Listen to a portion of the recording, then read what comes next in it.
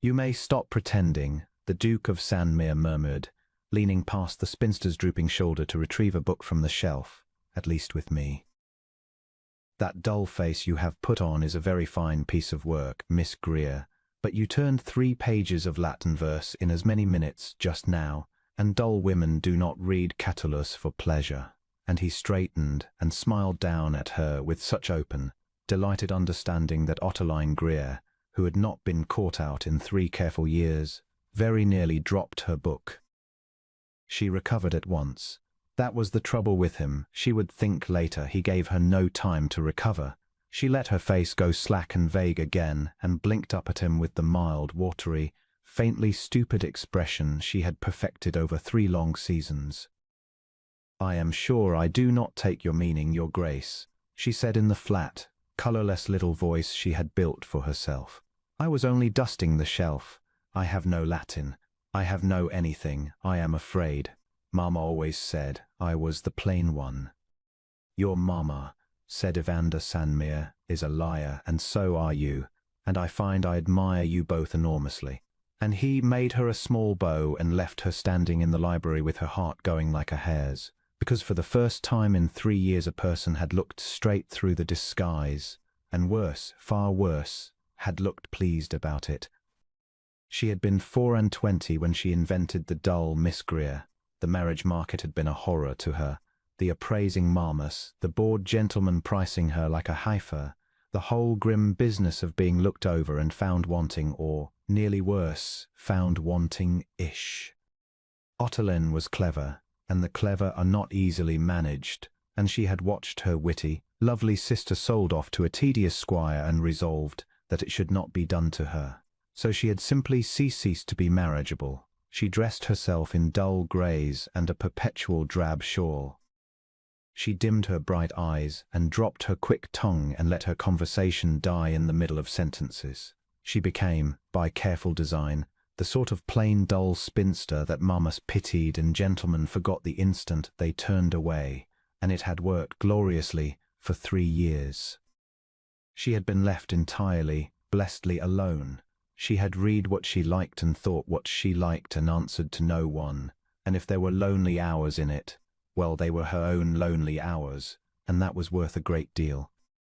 And then the Duke of Sandmere had come to the Marwoods' house party, and on the very first evening, across a crowded drawing-room, the wretched man had looked at her at dull, Gab, Miss Greer in her corner, and his clever mouth had curved, and Ottoline had known, with a cold drop of the heart, that she was seen. He did not expose her. That was the maddening, fascinating thing.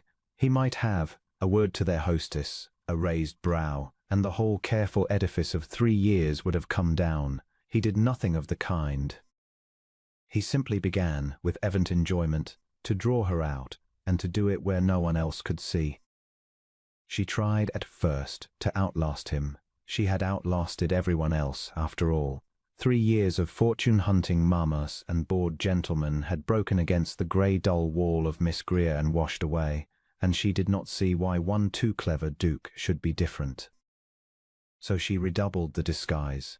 She let her sentences trail off into nothing in his presence. She professed an interest in nothing but the weather and her embroidery. She yawned delicately when he spoke of anything worth hearing.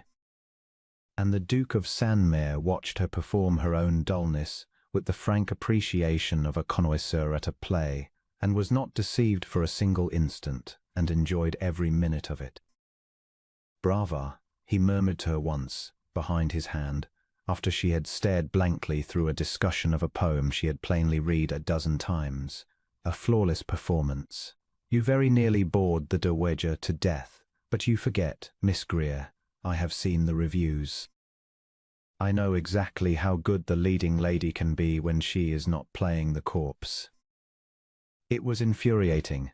It was also, though she would not have admitted under torture, the most fun she had had in 3 years. He would find her in the library, where the dull Miss Greer was supposed to be napping over sermons, and discover, instead, halfway up the rolling ladder with a volume of Donne, and he would say nothing about it, only remark idly on the poem until, against every resolution, she answered him sharply and well, and the moment the real, quick, cutting Ottoline flashed out. His eyes would light with such triumph that she would catch herself and go dull again, too late. He would seat himself beside her at dinner, where the colourless little voice was meant to bore him off within the minute, and instead he would say something so outrageous and so precisely calculated to provoke her that she would forget herself and laugh, a real laugh, not the vague titter of Miss Greer, and his answering grin would tell her he had done it on purpose and counted it a victory. "You are the only entertaining thing in this house," he told her once low over the soup, "and you go to such pains to hide it. I cannot decide whether you are the wisest woman in England or the most wasteful. 3 years, Miss Greer. 3 years you have starved that quick mind of yours of any company worth the name, sooner than risk being married off to a fool. I have never," he said with sudden seriousness, "met anyone braver or lonelier." The word lonelier went into her like a needle, because it was true, and because no one in 3 years had come close enough to see it. She had told herself the loneliness was the price of her freedom, and a price worth paying, and most days she had believed it. But there had been evenings, long grey evenings in her corner, watching other women laugh and be foolish and be young, when the freedom had felt very like a cell she had built and locked herself inside, and the key thrown away by her own hand. She had never said so to a living soul. She did not know how this man had heard it through 3 years of silence, and it frightened her that he had. "You presume a great deal, Your Grace," she said. "I do. It is my single talent." He turned his glass. "I have been pursued, Miss Greer, my whole life, by women who would marry a dukedom if it came in the shape of a toad. I dare say I am a toad by now, for all the difference it would make to them. And here, in a dull grey shawl, is a woman so determined not to be married for anything that she has thrown away 3 years of her own brightness to escape the bargaining, and I find I am the only man in England who knows she is the cleverest person in any room she enters."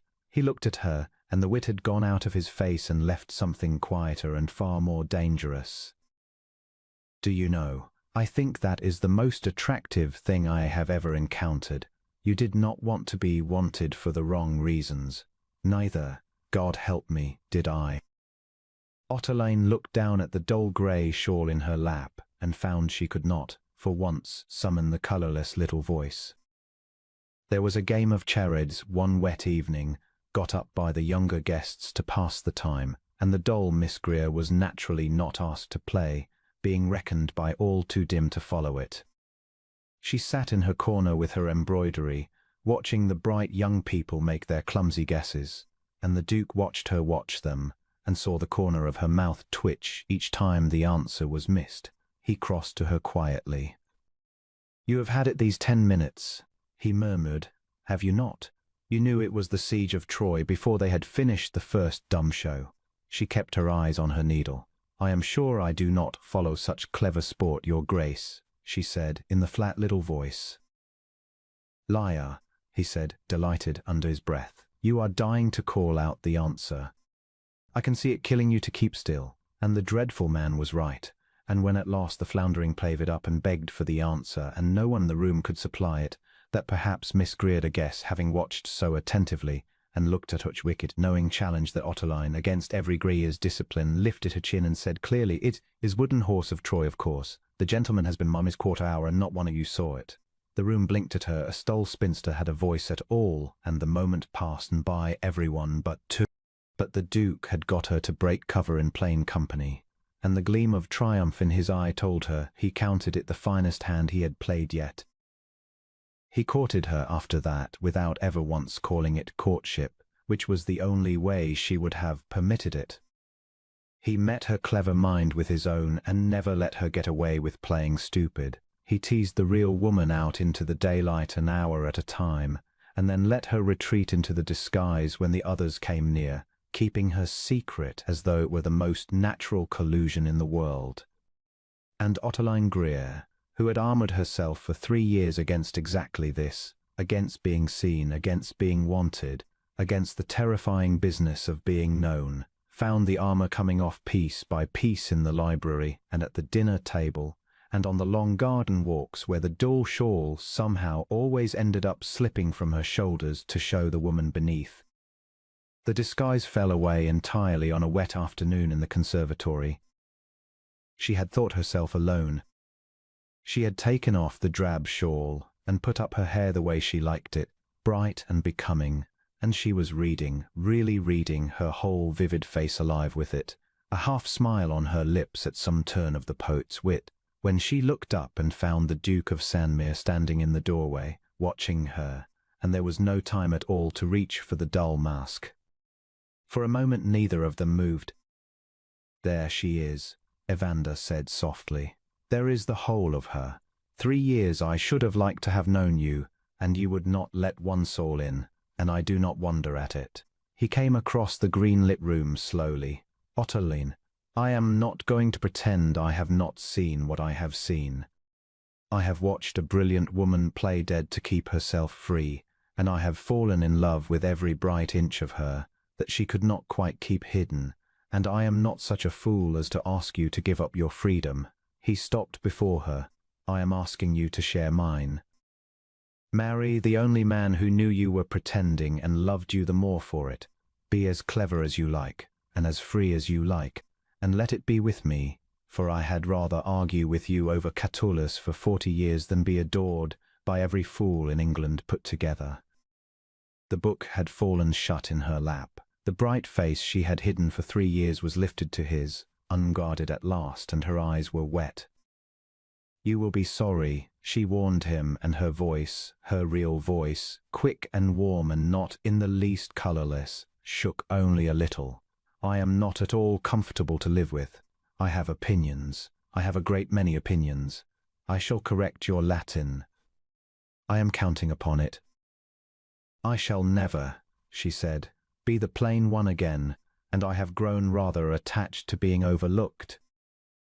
"You will never be overlooked by me," said the Duke of Sandmere, "if I live to be 100.